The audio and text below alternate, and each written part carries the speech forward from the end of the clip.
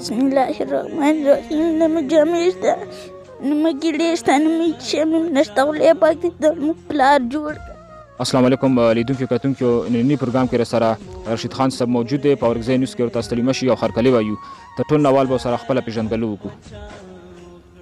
زما نوم عبدالرشید دی او د پیروزخېلو سره تعلق دی او کلی مادانخیل دی. زه تاسو شکریا ادا کوم چې تاسو ما ته راغلو. ډېره زیاته مننه رشید خان صاحب.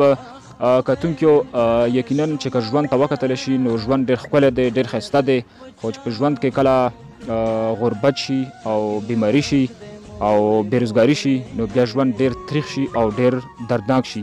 نو د رشید خان صاحب په ژوند کې دغه ټولې خبرې هم موجودې دي. نو د دې چې کوم ژوند دی او کوم مشکلات دي په دې باندې به ورسره خبرې کوو. رشید خان صاحب ژوند دی په ژوند کې څومره مشکلات لري؟ ژوند کې بس دومره مشکلات لرم چې ما د نامنه لاندې غړي کار نه کوي، بالکل شل دي. او زه چې کله مازه ته ودرېږم نیم مونځ په ولاړه کوم نیم په ناستې کوم، ما ته دومره تکلیف دی. جی د دې بیماري څومره ټیم کېږي زه تاسو ته لګېدلی؟ دې بیماري به کېږي تقریبا یو کال کېږي، خو یو کال نه مخکې زه بیمار وم، پېښور ته لاړم په روکزان څخه. هغه مې مشیني اسلامه وکړله نو هغه غیر ته دا ویلو چې تا په عملیه کې راګناست. شپږ میاشتې بیا ټیک وم، په شپږمې میاشتې بعد بیا د ما والا بیا دا دوباره بیا ورغلم چې کله یې غټه اصرار ته وکړله نو بیا یې ما ته ویلو چې تا راګناستې. نو دې وجې نه ما ته ډېر تکلیف دی.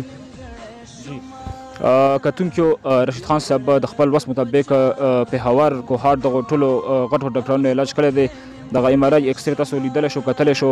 خو د امیر صاحب سره مو پروګرام نه مخکې دا خبره کوله، هغه چې زه زما ژوند دومره تکلیف کې دی چې زه د خپل ځان صحت خیال ساتم نو بل اړخ ته مو بچي وږي پاتې کېږي او چې بچیو ته د ژوند سهولت ورکوم نو زه دلته سخت تکلیف کوم.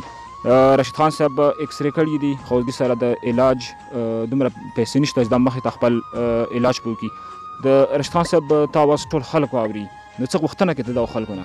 بس زه دغه غوښتنه اعلی نه کوم، خو بیا دغو خلکو نه زه دغه غوښتنه کوم چې د کوم چینل دی دغه خلکو نه زه دغه غوښتنه کوم چې ما سره امداد اعلی نه غواړو، خو چې کله دوی ما سره څه وس مطابق امداد وکړي نو انشاءالله دعاګانې به ورته کوو. جی موږ په دې کلي معاشره کې ډېر مالداره خلک دي، د هغو څه نه تاسو ته څه داسې مرسته شوې ده؟ یاره څه نه څه خو شوي دی، خو بیا هم شته داسې نه دي شوي چې د ما بیماري علاج به وشي. اوویشتمه روژه ده، اختر ته ډېرې کمې ورځې دي. د اختر لپاره څه تیاري د خپلو بچیانو لپاره هم څه تیاري کړې ده؟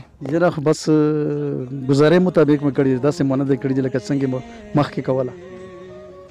د اورګزۍ نیوز په تور باندې زغو مالداره خلکو ته زه یو پیغام ورکوم چې زموږ په دې معاشره کې ډېر غریبان خلک شته او زه به دا یې خواست وکړم چې تاسو پیسې په بینکونو او په اکاونټونو کې مه جمع کوو.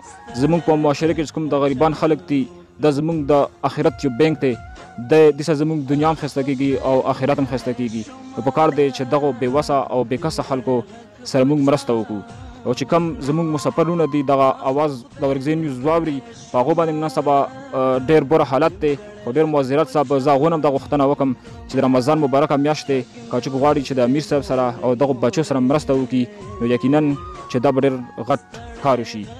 کتونکو د رشید خان صاحب زوی نبي راسره موجود دی، غواړو چې دې سم خبرې وکړو، خو یقینا چې دې زموږ د خبرې وړ دی، زموږ ته دومره درد راکړو چې زموږ په سترګو کې موښکې راوستې. نبي صاحب اوس هم په ژړا کې دی. د رمضان مبارکه میاشت دی، اختر ډېر کمې ورځې دي او زما د چاپېرچل هر ماشوم کاپړې پیزارونه کیړې هر یو شی پیدا کړي دي، خو د غریب بچی نن هم در په درې سر دی او په ژړا کې سر دی. راځئ.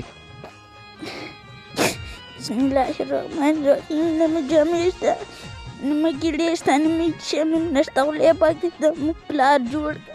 کتونکو بس زموږ دپاره دغه ژړا د نبي صاحب کافي دی. رمضان میاشت، مسلماني او زموږ د غټې خبرې او زما په چاپېرچل کې نن ماشوم ژاړي او بیا ماشوم دام نه غواړي چې زه کاپړې نه غواړم، زه پیزار نه غواړم، زه صرف او صرف د خپل پلار صحت او شفا غواړم، نه غواړم نور څه. کتونکو بس دغه ژړا زموږ دپاره کافي دی.